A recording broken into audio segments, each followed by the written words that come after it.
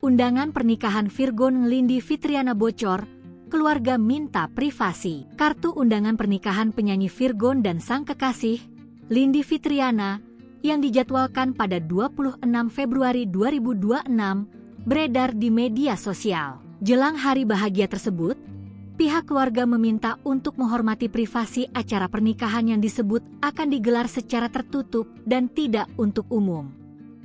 Hal itu disampaikan langsung oleh kakak Virgon, Feby Carel. Hingga saat ini, belum ada pernyataan resmi langsung dari Virgon maupun Lindi Fitriana terkait detail prosesi pernikahan tersebut.